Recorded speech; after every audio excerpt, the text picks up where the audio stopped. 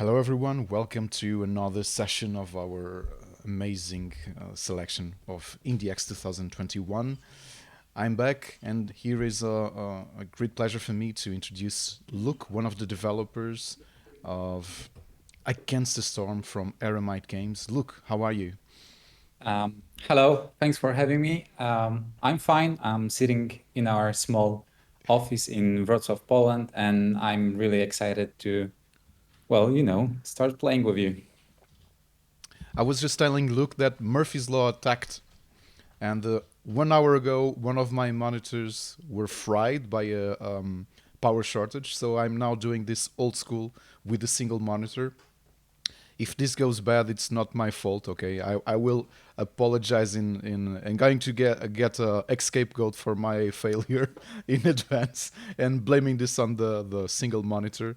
But I don't guess that would happen. Look, there was a comment. At least two people said to us about Against the Storm when they watched it in our finalists reel, and I'm going to quote: "Is this really an indie game? This looks far different from what we expect from an indie game." So, how many people developed Against the Storm? Are these two people that did this comment right in any way? Okay, so first of all, I guess that's a really nice compliment. Yeah. We do consider Against the Storm an independent game. There was five of us working Oh. full time on the game since March this year, but the game was also developed after hours by the core team for since November 2019. So, well, actually, we have a 2 year anniversary right now. 2 years ago, the first line of code for Against the Storm was written, and so yeah, after 2 years, 1.5 of those was after hours, and we properly established studio in March this year. So yeah, that's five of us working on the game with some additional help from our friends.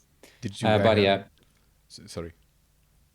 Oh, did you guys Oh, had any previous experience in game development? Because for a five people team with extra help, it looks quite an endeavor. yes, we have previous game development experience. It ranges from 5 to 7 years per person in Mm. our team. I was working in three other game development companies before. Some guys were working in big AAA ones, like we have people from Techland who were working previously on Dying Light 2. Yeah. So yeah, we do have some experience already. So yeah, we knew what to do, what to avoid, but still we make mistakes as everyone. And it's a very interesting experience right now to do this ourselves with, no bosses. We are our own bosses actually. So whatever we do, we can only blame ourselves if something goes wrong. The game was just released, isn't it? Or is it just released? Yeah, so Against the Storm is a 1 year Epic Game Store exclusive, and it was released in early access on October 18th, so a month ago. We already released two content updates, and multiple patches. So since the release, we already added one new biome, new perks, new mechanics, and numerous fixes and improvements based on the community's feedback. Um, we are doing really good with our community. They help a lot. They provide us with a lot of ideas for new content and suggestions. We launched early access in what I believe to be a really good quality, technical quality, because from the very beginning we wanted to benefit from early access when it comes to new ideas, suggestions, instead of getting numerous bug reports. So yeah, that's how we want to proceed. Regular updates throughout the whole early access. The early access will last at least 1 year, and then the game will also release on Steam, GOG, and hopefully other platforms as well. Okay, let me just say hello to everyone on our chat because people are already Right. arriving, and I know there's lots of people excited to see Against the Storm being played. So it's now the time to check why we almost instantly felt that Against the Storm was a perfect fit for IndieX 2021's finalists, and why we loved it so much, and we hope you do too. So now, bear with me a bit. You might I'm trying to turn on the game while I have a single monitor. Don't forget. So if something disappears, you know what's happening. But I think everything will work out okay. And please try to warn me about the volume because you know. And here we go. Against the Storm. Did I swap? Okay. Let's go to Against the Storm. I know you have a small delay. Look, I'm going to go to hit play, and we'll start the tutorial because the tutorial is pretty good in explaining what makes Against the Storm such a different game, a different RTS. Isn't this working? Okay, give me 1 second. I knew this would happen. And now, magic. Magic. I think you're all. Are you watching this? Let me check. I have a small delay too, so trying to look at this on iPad. Is it okay? So here we are in this beautiful game, this beautiful RTS, which is Against the Storm, as you can see. We're now being taught. Look, are you watching this now? Because Yep. yeah. So one of the first things that I wanted to say is it's not your typical RTS. We like to call it roguelite city builder. So think Banished meets Slay the Spire. So what you're going to do throughout the game is you are going to build a plenty of different cities for the Scorched Queen. And your main goal is to rebuild the Smoldering City. That is a meta progression citadel. So you get meta resource points for every completed game or failed one, because that's the nature of roguelites. You progress even if you don't succeed. I see that you are playing the second tutorial. So for everyone who is listening, who is or watching, who maybe is not yet aware of what Against the Storm is and what's the purpose of the game. So the game has two layers. The Sorry to predominant interrupt one you, is but can I go back to to the first one? replay Sure. tutorial? Yes. Yeah. Because it explains the queen's overview Yeah. over us. Yeah. So this is the beginning of the game. Sorry, guys. Yesterday I thought I skipped. I blanked everything, but I didn't because I tried the game again to set up OBS. So this is the beginning of Against the Storm. I'm reading the comments and I see a funny one about GTA's rain. I saw that video yesterday. Yeah, it keeps raining all the time in our game, and you are able to see things despite that. Sorry, what? But what were you saying? Sorry. Oh, no problem. Just replying to one of the comments. How to make rain? Yeah. Well, something that it's almost instant to recognize.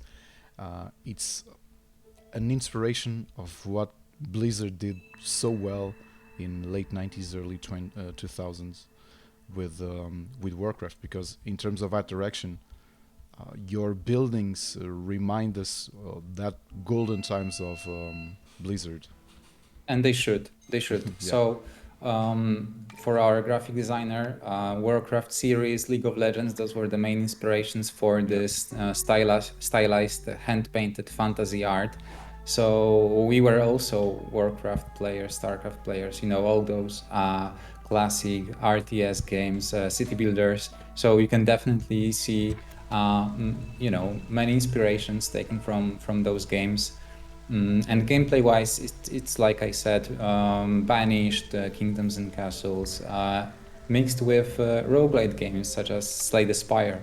So those roguelite elements really add to the game's replayability. We really want you to play differently each time you start a new game.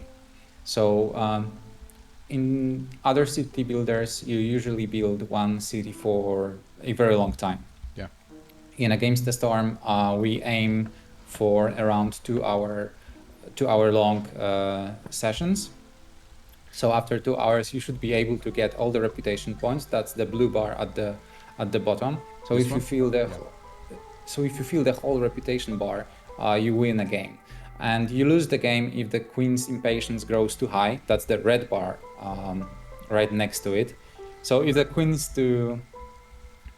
sees that you are not taking good care of her villagers, or that you're not doing really well, she will just close this operation, take you back to the citadel, and let you start a new city.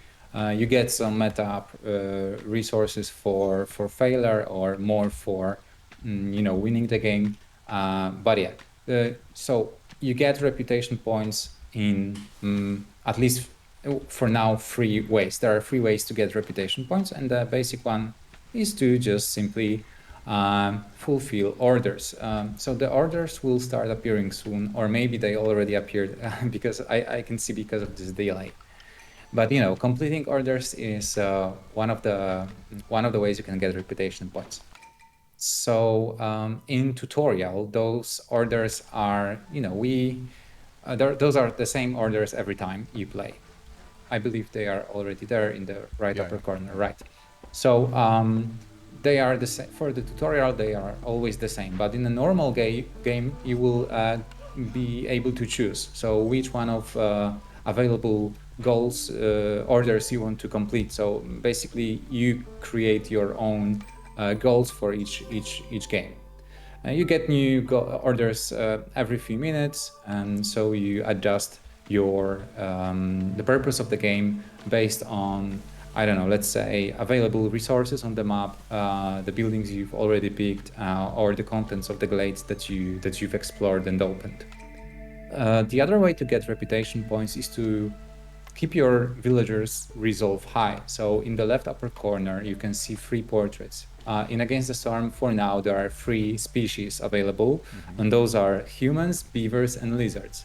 Those species have different specializations, but they also have different needs.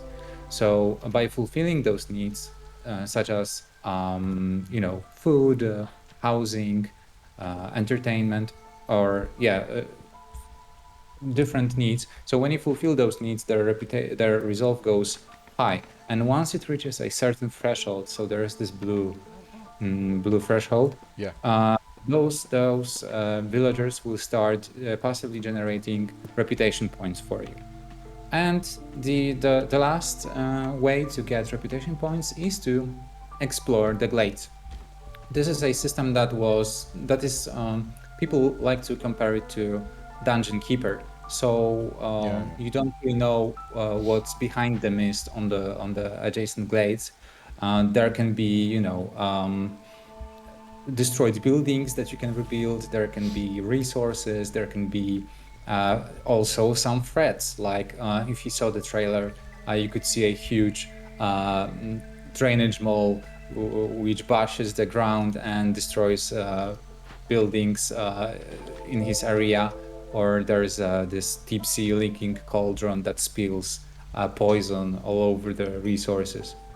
While there's no combat in our game, you can deal with those threats by providing those relics or those creatures with goods they want. So for delivering those goods, you get a choice what you get in return. So you can either get some goods and keep them, or you can get reputation points. So this is the third way of getting reputation. One There are question. multiple. Sorry, Luke. One question regarding how my workers are multiplying. What's the ratio? Do they have like a speed for multiplying? Because for example, I believe I didn't start with 6 beavers, or did I? Did I start with 6 beavers? Um, perhaps you did start with 6 beavers. I don't really remember. Okay. I will also mention that I'm only doing communications, so marketing, community management in Aramite. So I'm no designer. I don't have those numbers in the back of my head. Okay. But villagers don't really multiply. You Okay. get new groups of newcomers every year. So you get to choose either you're going to. So every time those groups are different. Those can be, I don't know, 2 humans, 1 beaver versus 3 lizards, or 1 beaver, 1 human, 1 lizard versus 3 lizards. So depending on your current situation or the orders that you received, because some orders require you to, for example, have I don't know 10 humans living in the village. So depending on the situation, you will make a different choice. And choices are something really important for the game. You get to make a lot of choices. So from time to time, you will get to pick what building blueprint you want to get, what perk you want to get, which group of villagers, which order. So yeah, there are multiple situations during each game that you get to decide what you are going to pick. And we believe this also adds to this replayability, which is crucial for the game. Mm-hmm. I just noticed there is also this mechanic you were explaining before. My species have this green bar that goes towards the blue threshold, and in this moment, beavers are happier, I'd guess, because their resolve is increasing. Uh, Humans too. Lizards aren't, but is that because they are not working in what they're specialized in? Because they are specialized in meat production and working with other animals, isn't it? Okay, that's one of the factors. Only one of those factors. In tutorial, this whole resolve bar and statistics are disabled. So the game is quite complex. We didn't want to bombard players with new mechanics in the tutorial. So in this first tutorial, this whole resolve system is disabled. You only get to see like the overview. But in a normal game, when you open the bar, you will see that they have different, they want different food, they want different housing. Probably in the tutorial, you will get to pick one of the 3 buildings. So which one you want to get, human house, beaver house, or lizard house. I just have to thank you because you guys at Aramite Games were nice enough to do something that sometimes we shout at the screen in other strategy games, which is let me move my building to another place freely. And you just did, Yeah. because I just clicked move because these trees were outside my woodcutter's camp, and I didn't have to build new ones and destroy the previous ones. You allowed me just to move them, which is a pretty nice thing to do, because I guess the game is already challenging enough when we get out of the tutorial, of course. This isn't one of the reasons it might be challenging. So yeah, thank you for that. I think we have. I was so focused. We have some questions here. The first one, Brun was asking 2 things. The first one is what was your decision for, or your need to outsource part of the development of the game. The second one is how did you come up with the story that is written inside of Against the Storm. So first one, outsourcing. We don't really outsource much. So in this early access version, aside from icons, and I will get back to them soon, the resources icons and perks icons, the rest of the game, it was all made by our team. So all the models, all the textures, everything was made by us. The only thing that was made so the music was made by Mikołaj, who is also part of our company, but he's not working full time. He's a sound producer, so he's more like a contractor. For now, he's working full time for another company, and then helps us with music. But other than that, all the assets are made by the team. So this is also one of the things that we wanted to add to the early access version. We didn't want to have any placeholders. Obviously, a lot of stuff will change. I assume the interface will change a lot because I don't know, that's somehow our graphic designer's hobby to modify interface every week. And I know I hear him laughing behind my back. But yeah, we purchased the icons are from the asset pack. So, but this is legally purchased. We have rights to use those icons.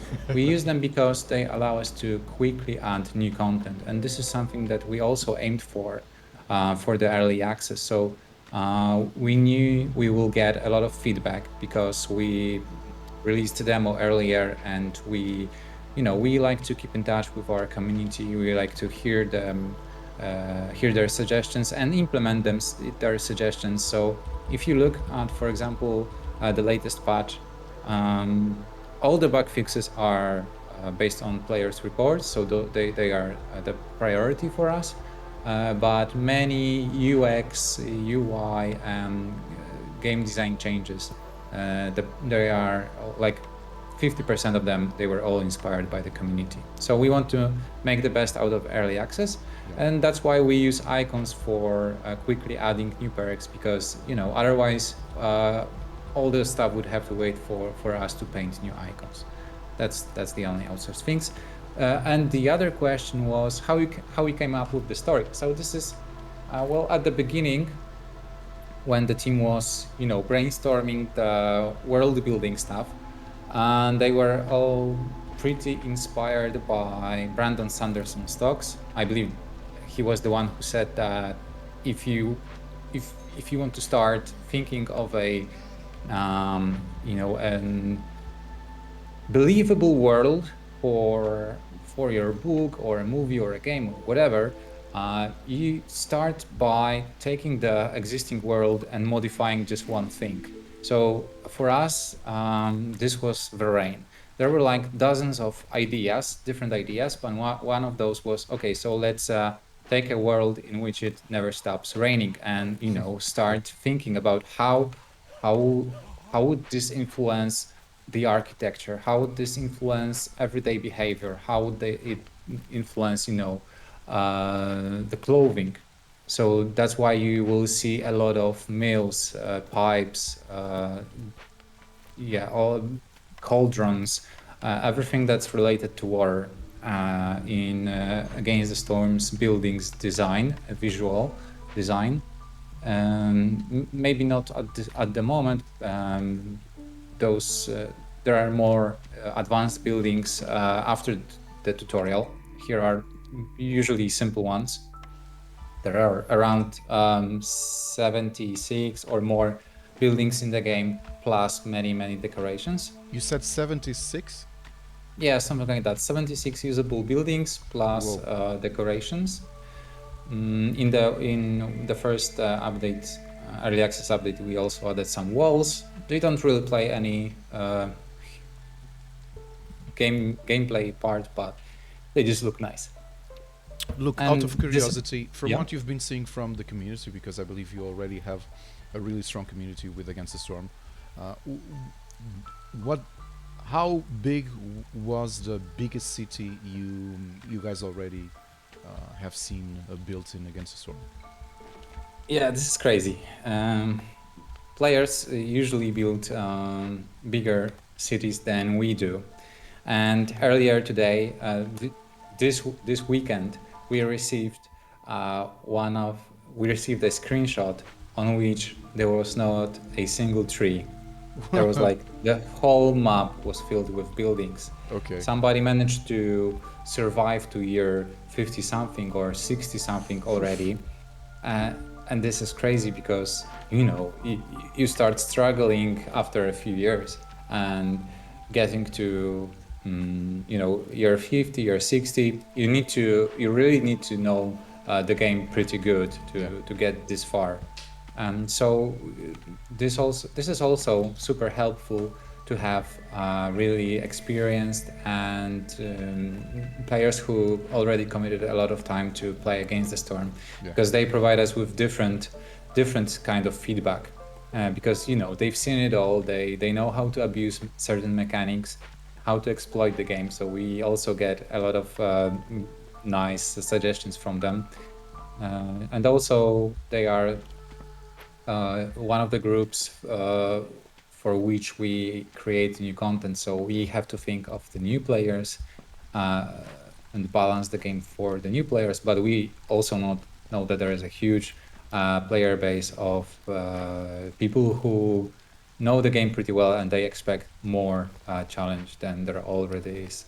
And that's a funny thing, because during demo, when there was a demo, we added the community wanted to have a special modifier on the world map that causes that well basically disables the pause, so you cannot pause the game. So if you play next to this modifier, you cannot Okay. pause the game. And this was crazy for us. We are like not certain if you want to add this to the game, because this is a huge challenge. But yeah, players wanted it, and we were able to add it. And I believe it was like 3 or 4 days after players said, let's do this, we added it to the game. And I think it's either it still is, or we temporarily disable it. But yeah. And look, we Harmonia was saying this in our chat about the fire pit in the center of the city. It actually reminds me of the central mechanic of another great indie city builder, or double A city builder if you want, Frostpunk. So the idea is somehow similar. You have to have this makeshift hearths complete, always on, always lit. You have to have constant fuel on it. Is it? Yes. What you cannot see in the tutorial is also that you can sacrifice some extra materials in order to additionally boost the flame. Okay. But yeah, yes, Frostpunk was obviously one of inspirations as well. This is a great game, also developed by our fellow Polish developers. Yeah. Yeah, I don't know. We have a thing for city builders apparently. So yes, you need to constantly keep the fire going all the time. If it stops, your villagers' morale will drop, start dropping. So yeah, you better keep it running all the time. And you were saying that getting to year 50 or year 60 is difficult, but what is usually the struggle that we can get when we get as far as that in Against the Storm? What's happening? Is this the food supplies, the number of workers? What's happening? Actually, getting so far is not really intended by us. Oh, okay. You usually should finish the game after around 2 hours. So around, I don't know, right now it's around, after the new update, it's around year, I don't know, from 6 to 10. So this is how long it should take you to complete the game and get all the reputation points. Then you get to decide whether you want to continue playing in this survival city building mode, or if you want to just finish the game, go to the world map, and start playing new one. And back here is Aaron, our producer. Say hi. Hello, how are you? Sorry, I'm. Let me check on iPad. You were right, Luke. When you used to using two monitors, when you go back to a single monitor, your life looks like you just Yeah, you just returned to the 90s. exactly. Like how could people work like this? How can people work like this? I truly don't know. I also don't know how stockbrokers work with six monitors, so yeah, it's Yeah, almost the same thing. and recently the guys showed me that people play World of Warcraft with like 8 or 10 monitors of 10 accounts at the same time. Oh god. Okay, Okay, this that's is the yeah that. another extent, different extent. This stream is a bit different for whoever follows me and reads my articles on Rubber Chicken. They know that city builders is are actually one of my city building is one of my favorite genres, and city builders are games that I usually play for a really long time. So it might sound strange for whoever is not used to city builders, because I've been playing almost automatically. I feel the game, although it really teaches as well the different mechanics that Against the Storm have comparing with other city builders. The thing is, there are many other things that are staple to the genre. So I'm doing things almost in an automatic way, because yeah, you can assign areas to cut, so your workers prioritize. You have to check where your buildings are located in terms of entrance and exit.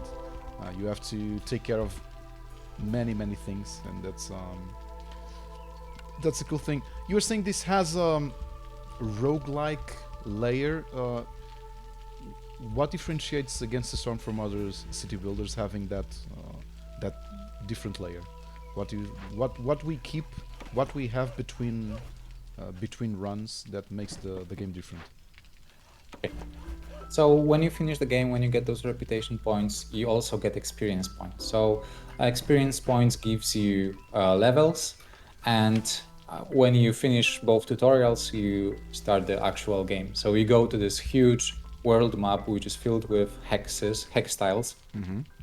Each hex tile represents a map on which you can play. And the maps differ when it comes to a biome, so they differ visually, but also when it comes to resource availability, seasons length, and other factors, and also difficulty. That's a crucial thing. The closer to the center of the map you play, the easier the game is. Yeah. But if you're looking for more challenge, then you should go further away from the center, and that's where you can go to hard, very hard, and impossible maps. So this is a way for us to introduce different difficulty levels for different types of players.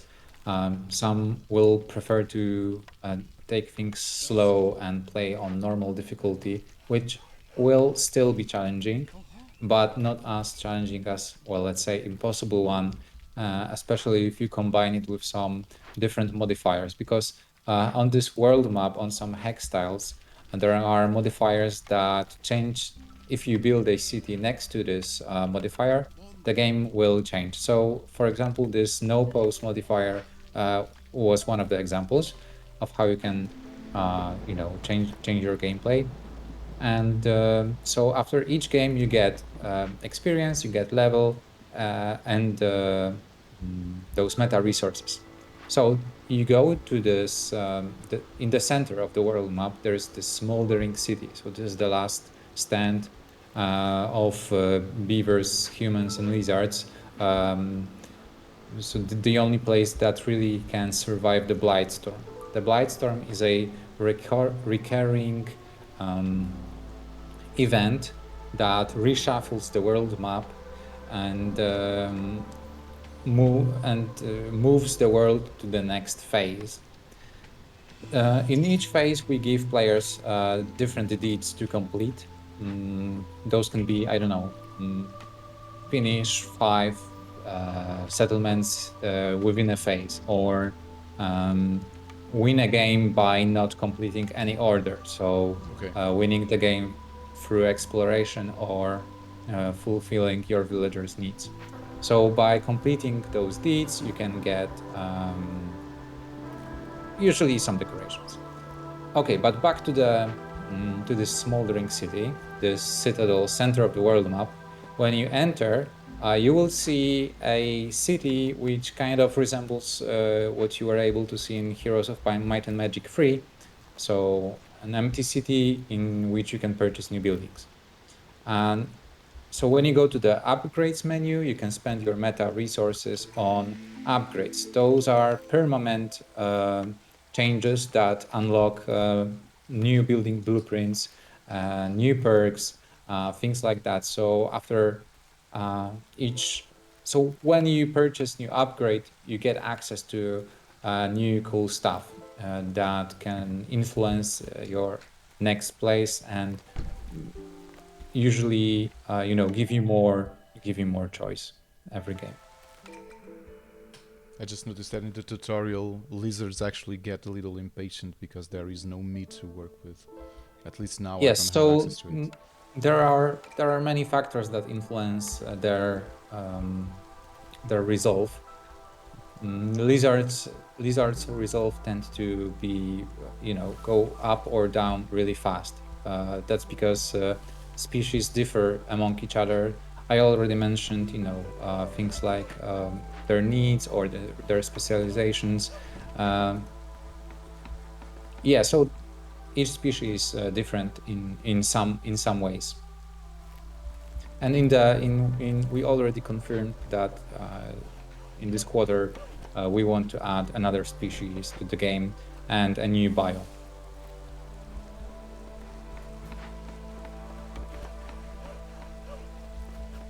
Sorry, we just have another question, Luke. Bruno Carvalho is asking, so far, what did you guys felt was the biggest challenge in developing Against the Storm since the beginning of it? I believe it's the same thing all the time, and it's properly balancing the game. Okay. As there's a lot of randomness involved because it's a roguelite game, so the content of the glades is random. You never know what you'll get. The selection of buildings each time you get a reputation point, it also differs. So there's a lot of randomness involved, and yeah, things can go very differently each time you play. So we always try to make the game not frustrating at all. So if you lose because of the bad RNG, Yeah. you will be frustrated because it's not your fault. It was some randomness that made you lose the game. Even if you play well, some randomness hits and you lose the game. We know this is a frustrating feeling, so we do everything we can to mitigate this experience. So like I mentioned, you get to pick your own orders. So it's not like, okay, the game gives you an order that you cannot complete, and then you can only be upset that you received it. You get to choose your own orders. And even if, and it's a roguelike, even if you get an order that you cannot complete, I mentioned that we introduce also another ways to get reputation points. So we always try to, add some ways that players can, get back to the game. Even if it starts going pretty bad for you, the game will, give you another chance. So like, be a little bit easier for a while, so you can win back.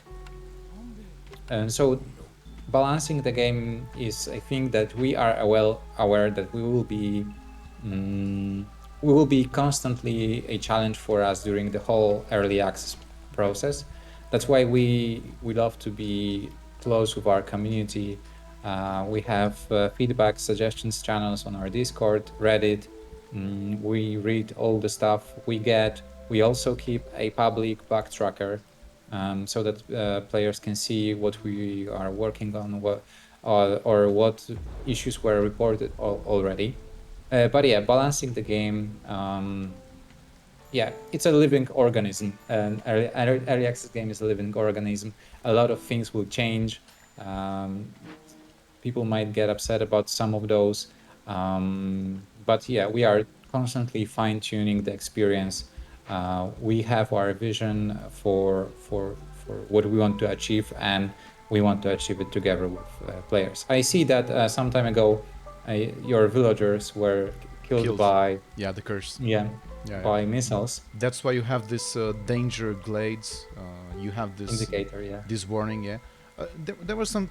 Usually, there's something I feel when city builder is not well balanced.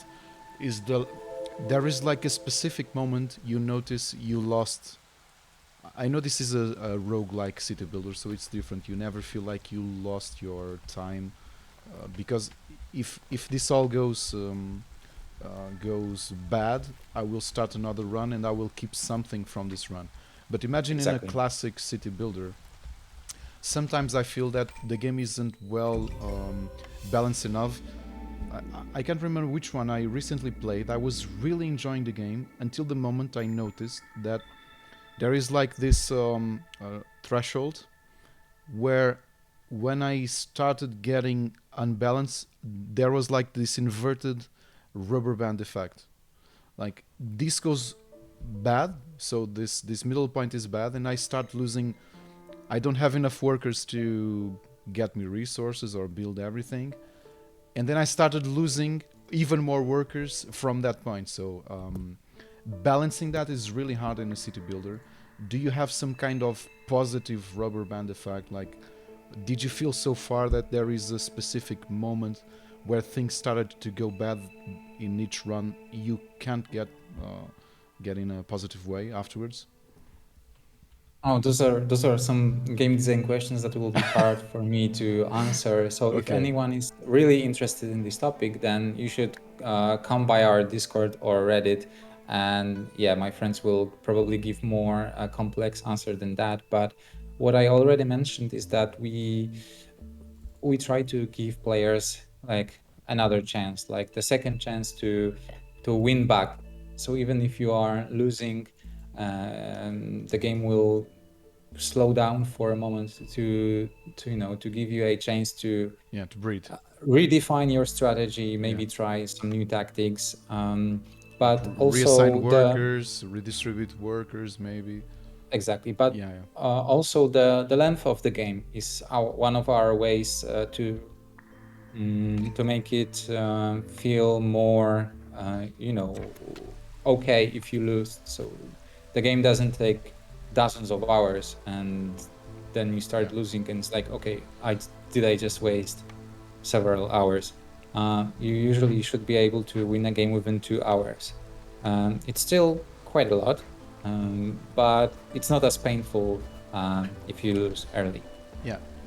That's what I was saying. That some city builders have that problem, which is really hard for me to enjoy them after 8, 9, 10 hours. Is the moment you realize that there is a tipping point for your game where you felt like you lost 1 hour and a half, 2 hours, and you'll have to start again. Because in classic city builders, you don't keep anything aside from your own experience in playing a city builder. And yeah, luckily this isn't the case. Um, yeah, because I will each run, even if it goes bad really soon, I will always keep something from it, reputation and so on. Right? That was the idea. Yeah, yeah, yeah.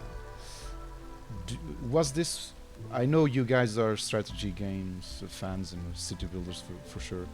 Uh, was this one of the reasons? I believe every single person that played city builders felt this. Like there are some games we are loving and we are enjoying it, but the fact that you feel like you lost hours doing nothing isn't rewarding enough. Was that one of the reasons you decided to try something different, which is a roguelike city builder? Yes and no. Okay. Yes, because there were multiple factors here as well. So first of all, we wanted to create an RPG game like all small indie developers do, and so we started prototyping a roguelite RPG in isometric view. But soon we discovered that well, we cannot really compete with other RPG games, and 5 people won't create a meaningful RPG experience with our, you know, small amount of time, because the core team was then working after hours on the game, and so we moved all the rain punk ideas to a city builder genre, which we first of all believed is going to become popular again, because back in 2019 there were already some, there were city builders started reappearing. Yeah. And now we see a lot of city builders out there, really cool ones. So we were right to make city builder, and so we also knew we cannot compete with those big city builders, like, I don't know, city skylines and things like that. Yeah, and tropical. And to find our place on the market, our niche, we wanted to experiment, we wanted to add something fresh, and that's why we also decided to transition this roguelite aspect from this roguelite RPG that we wanted to do first to a city builder. So this allowed us to make the game more replayable, thus also being able to compete with city builders that take you um, a lot of hours. So our game, even though a single session takes around 2 hours, people say that they unlock the current early access content after around 35-40 hours. So yeah, that was why we decided to go with the roguelite aspect. I think this question had more layers, but I already forgot. Apologies. So in this second tutorial, we are introduced to farming, but are you going to implement some kind of more classical battle danger to our city, like invaders or something that had us create some soldiers or some defenders or something of the kind, or our main danger is the actual environment? So if you asked me this question half a year ago, I would say, no, definitely not. We would love to have it, but we can't really add it. Mm-hmm. But right now, we see that many players ask for it. We would also love to have combat in the game. So while while we never confirmed it, we always keep it in the back of our heads. So maybe one day it will be possible. For now, we focus on this survival city building aspect on the score. But yeah, everyone here loves combat in games. We would love to have it. So if an opportunity arises, if we have resources and ideas, and so yeah, that would be awesome to have. Don't take it as a confirmation. Yeah. It's just a confirmation that we keep thinking about it. But it won't be official until it's on the roadmap. And is the market reacting well to another early access city builder? Because yeah, you are completely right. There are lots of indie city builders arriving, especially in early access. A vast majority is having a really positive feedback from their communities. Are you feeling the same kind of love with with Comas? Yes, we are very satisfied with the recent early access release. We saw a huge peak of new players on our Discord, so there's a lot of people giving us feedback, and I believe this is the most important part for us. Like if we didn't have all those players willing to help us, willing to participate in early access, we wouldn't be able to improve the game. But fortunately, a lot of people decided to trust us to join this early access program, to help us add new content. And we see that people react to our updates. The recent one was quite controversial, so we saw a lot of feedback on from different sources, not only on our Discord server, but on other streamer servers. People were discussing it. So it makes us happy because we get to know what players think and what we can do to make the game better, or what players like, so what we can add to this, or maybe what players don't like, so we can tweak it. So yes, we are very happy that the early access looks like it is right now. We have many players, and with constant updates, we hope to keep this engagement running. So we keep getting new feedback. Yes. So we see that players are interested in early access, that city builders, that they can commit their time to play, to test new features. So what was especially surprising and uplifting and nice was that when we released the new update, which changed the balance significantly, there were players who decided to erase all their progress in order to test the game from the very beginning to see how it changed after the new update. So we have many of those players who are helping us, and this is awesome. So if you are watching this stream and you feel like this game is something that you'd enjoy, please feel invited to join our Discord, to join the whole early access program, and to share your expertise, your ideas with us. We really appreciate it, and I think players see that we take their suggestions and feedback seriously. So yeah, so it's going to be a very cheerful and exciting 11 months at least. For now, we plan 12 months of early access.